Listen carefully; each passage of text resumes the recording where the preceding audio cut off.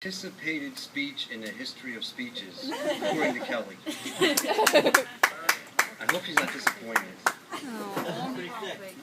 Yeah, double spaced, 16 font. No.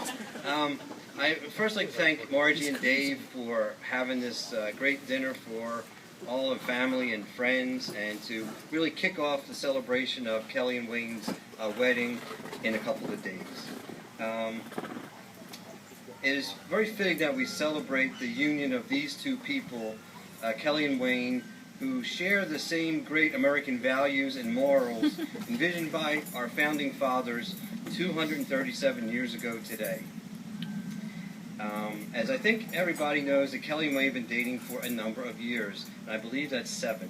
Yes. Right? Give or take. Give or take a few? Yeah. Okay. No. 7. Should I stop my speech? No. Whatever Kelly said. Okay. I'd like to share a few observations from my front row seat of this courtship as their courtship progressed. And yeah, I have a few phases of the courtship. I'll go into them. The first one is going out. No. I think it was the spring of sophomore year in high school when Kelly came to her mom and I and said that Wayne Pfeiffer asked her to go out. So, not being an expert at the dating lingo of 16-year-olds, I then asked Kelly where Wayne was taking her, assuming out meant to the movies or to eat on a date. I was then told by Kelly that they weren't going anywhere, but that they were now boyfriend-girlfriend. I next asked Kelly, well, what do you like about Wayne? And she replied that he is just like me. I said, you mean he plays field hockey and is on the girls' lacrosse team? No, Dad, Kelly said. He's in Silvertones and he does sports too, like me. Oh, I said. Well, if he's just like you, then he must be pretty nice, too. And I quickly changed the subject to what I really wanted to hear about, and that was lacrosse practice. Okay, now we're going to phase 2, hanging out.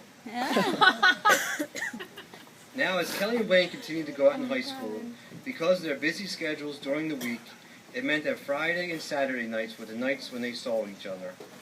This, in turn, started a ritual of asking Kelly what she was doing tonight, and she would typically reply with, I don't know, we're probably hanging out at Wayne's, or she would say, I actually think we're hanging out here tonight, meaning our house. At first, I thought to myself, exactly what is this hanging out all about? Since I did hear Kelly using this term with her other friends, too. We did notice that Kelly and Wayne never went out to the movies, to eat, play mini golf, bowling, or anything. This couple never seemed to go out, even though they really were going out, as we just learned in phase 1. I finally asked Kelly what was all this hanging out about, and she said, you know, Wayne and I just chill and maybe watch some TV or hang out with Mitch.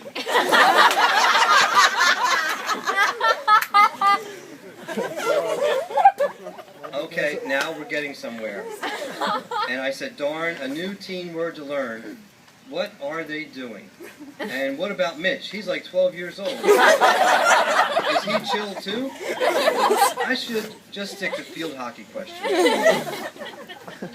Okay, now this is not a phase, but this is a specific incident that occurred during Kelly and Wayne's high school years that has a little bit of a twist to it.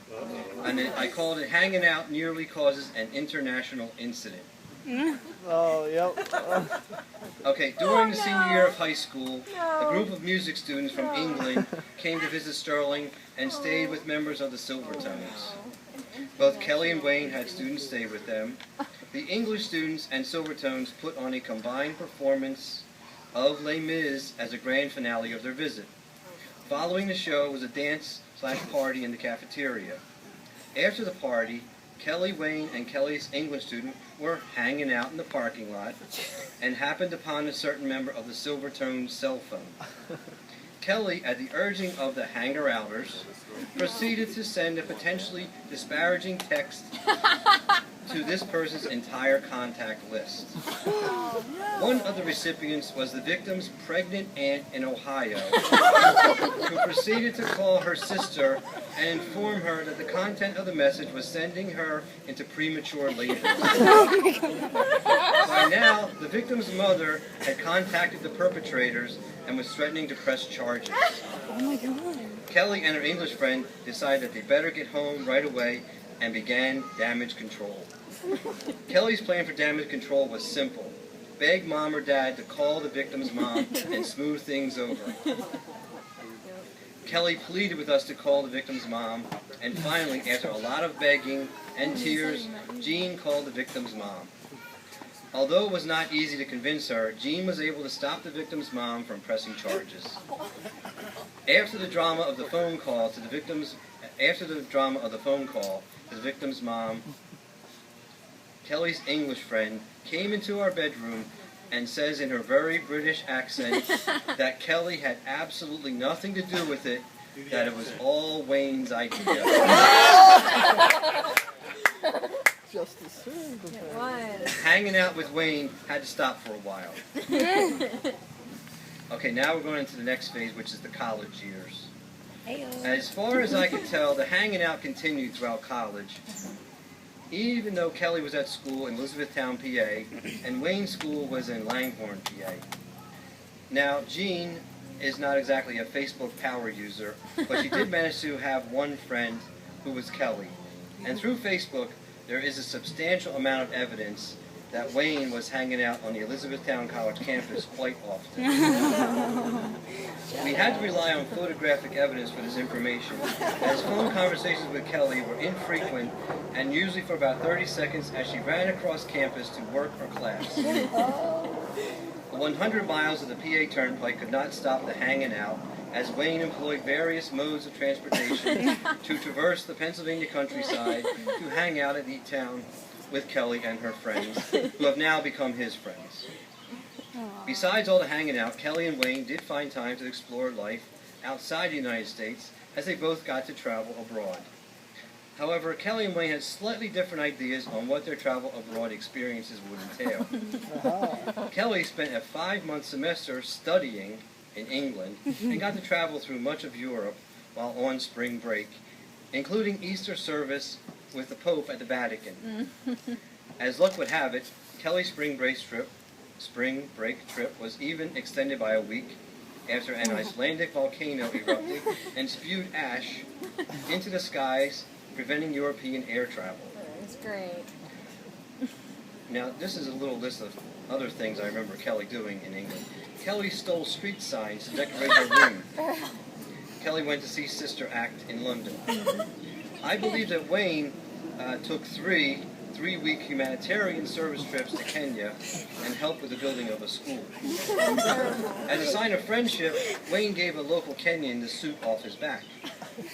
In contrast, Kelly exited the plane at Ronald Reagan Airport following her semester abroad and was wearing no less than 15 layers of clothes, as her suitcase was filled with her collection of stolen signs from the streets of England.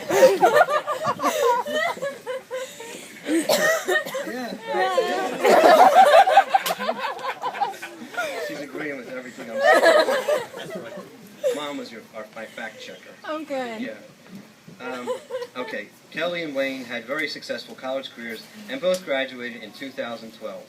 I made up a fun fact about college for each Kelly and Wayne.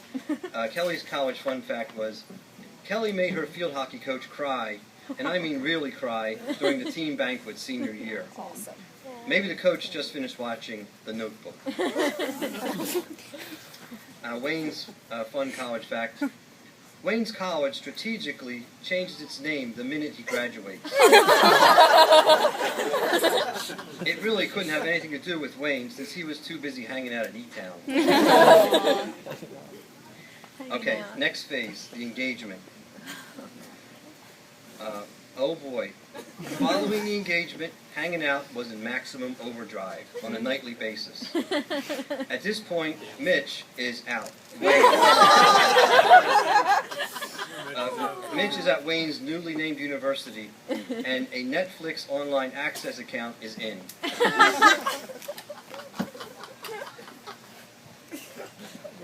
Also, a new virtual, yet somehow real, hanging out friend is revealed through the Netflix online access account, Brian.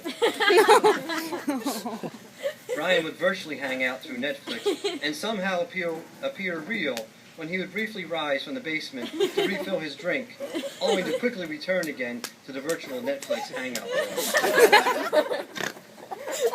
This full-on hanging out cycle has repeated itself for the last 11 months and brings us to the events of today. And the last phase is hanging out with Kelly and Wayne.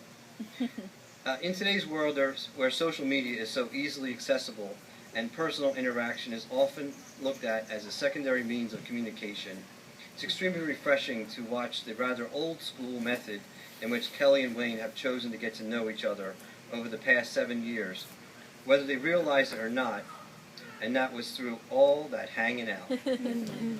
It meant they were actually with each other, and many, many times I would actually hear them talking.